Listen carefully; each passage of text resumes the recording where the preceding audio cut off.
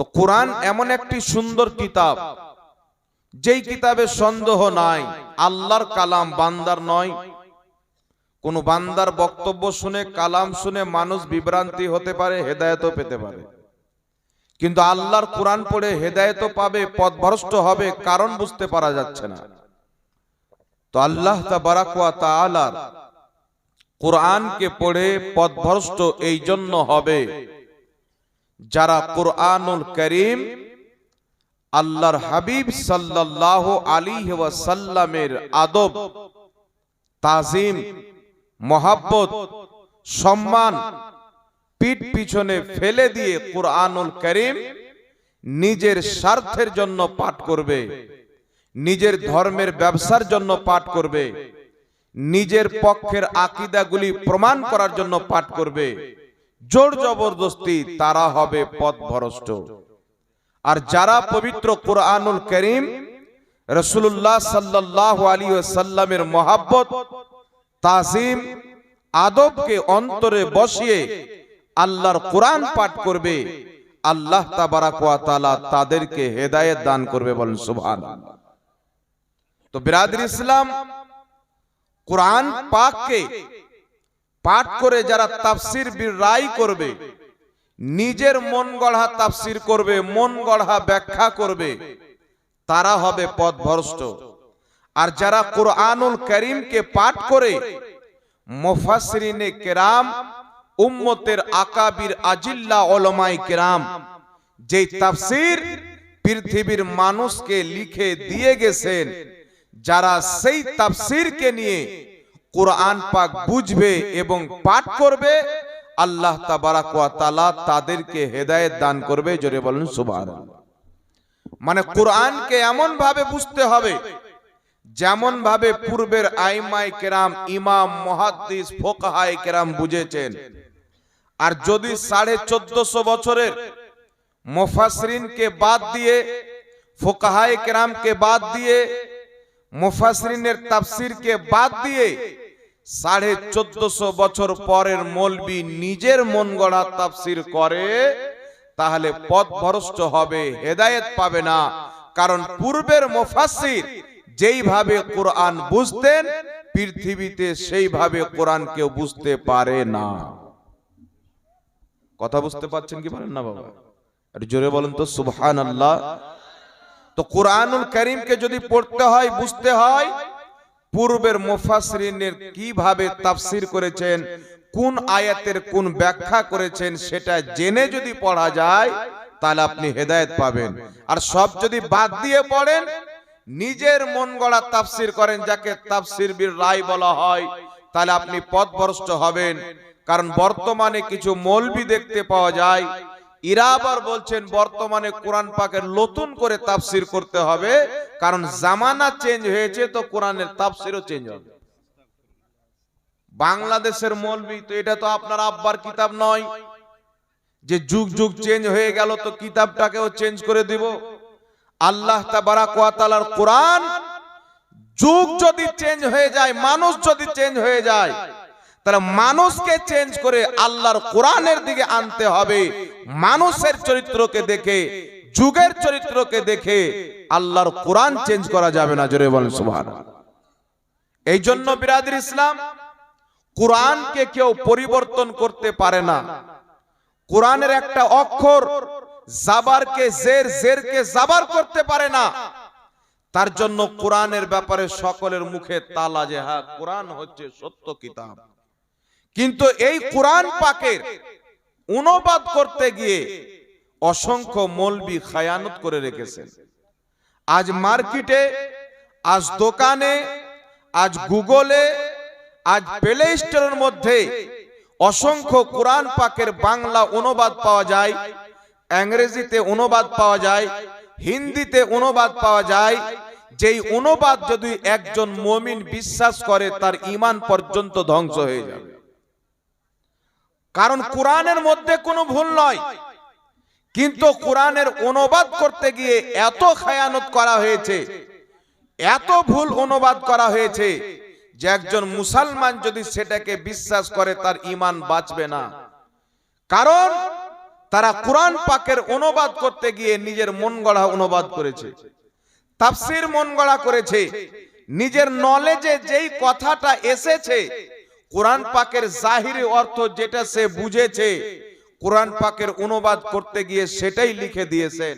কিন্তু বিরাদর ইসলাম, সারা পৃথিবীর মাটিতে কুরআনুল কারীমের এমন একটি অনুবাদ রয়েছেন, এমন একটি তাফসীর রয়েছেন, যেই অনুবাদকে যদি একদিকে রাখা হয়, 1450 বছরের মুফাসসিরদের তাফসীরকে যদি এক পাল্লাতে রাখা হয়, 1450 বছরের মুফাসসিরিন হযরতের সমস্ত তাফসীরের সারমর্ম হচ্ছে কুরআনুল কারীমের একটি অনুবাদ, যেই অনুবাদের নাম হচ্ছে কানজুল ঈমান। জোরে বল সুবহানাল্লাহ। সুবহানাল্লাহ, সুবহানাল্লাহ, আল্লাহু আকবার, ইয়া রাসূলুল্লাহ, জিন্দাবাদ,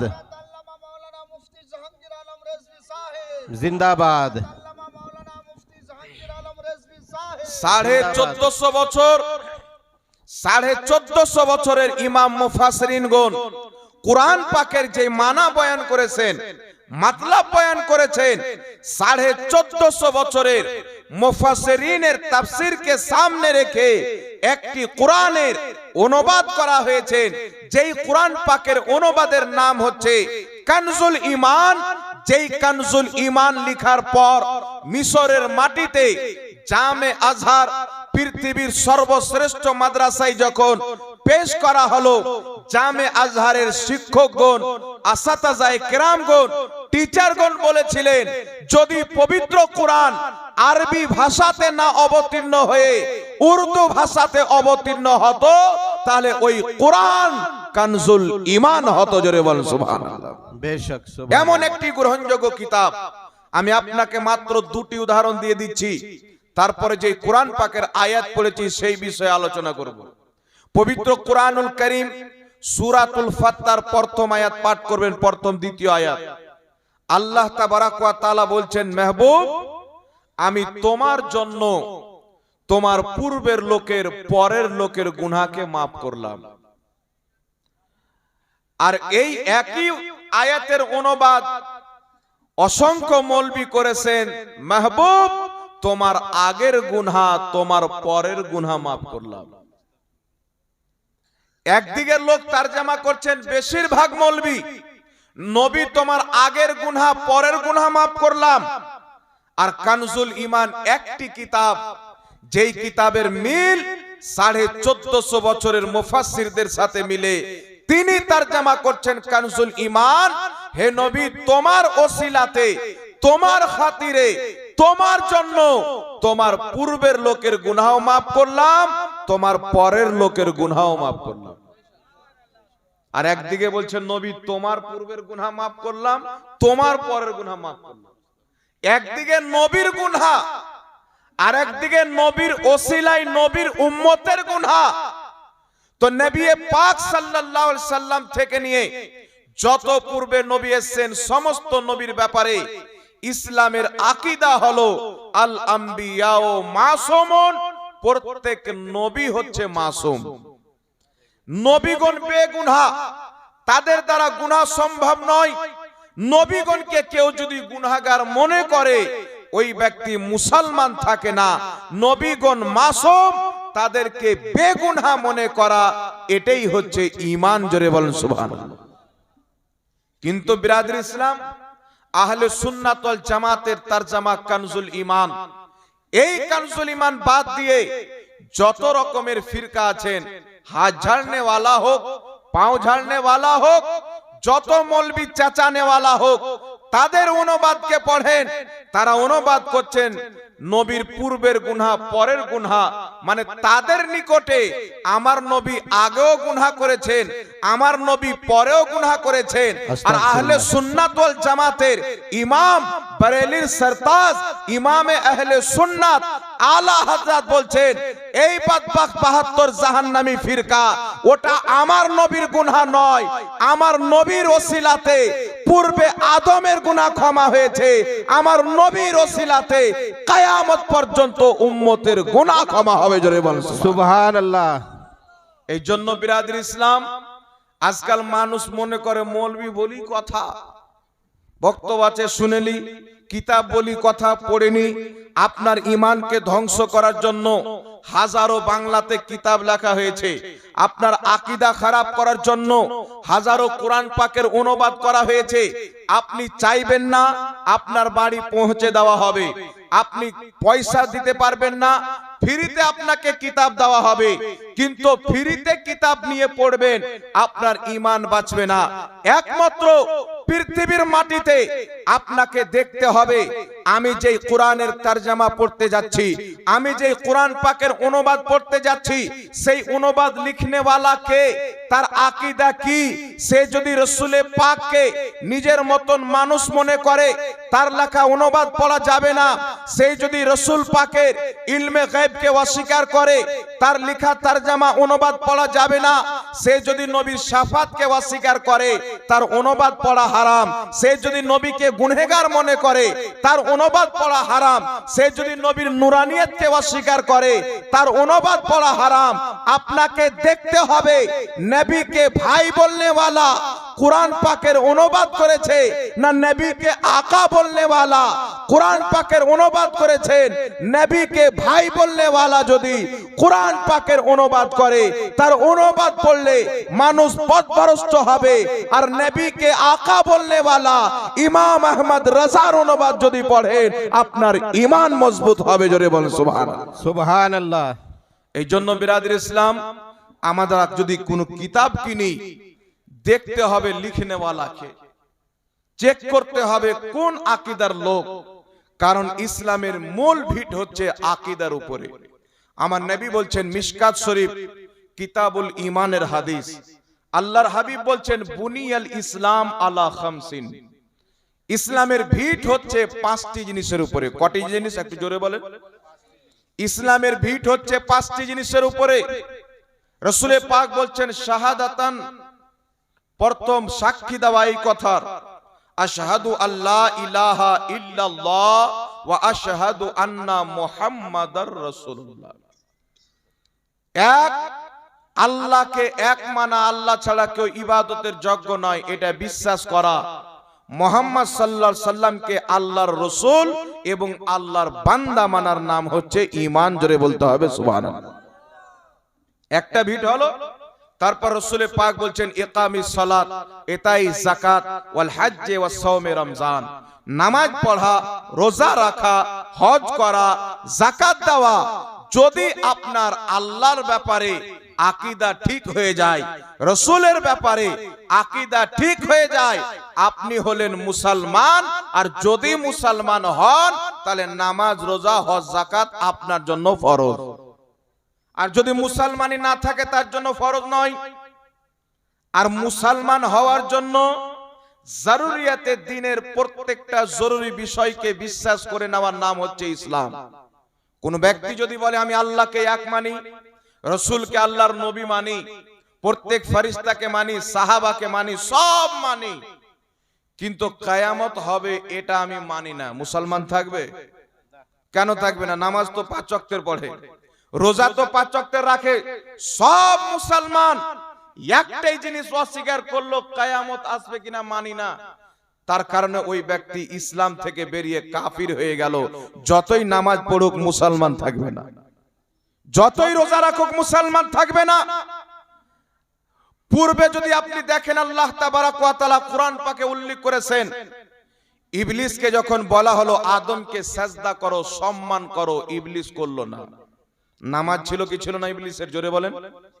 6 কোটি বছর নামাজ পড়নে वाला, 6 কোটি বছর রোজা রাখনে वाला, 6 কোটি বছর ইবাদত করने वाला, তসবিহ তাহলিল করने वाला, ফেরেশতার ইমামতি করने वाला, আরশে আযমের তাওয়াফ করने वाला।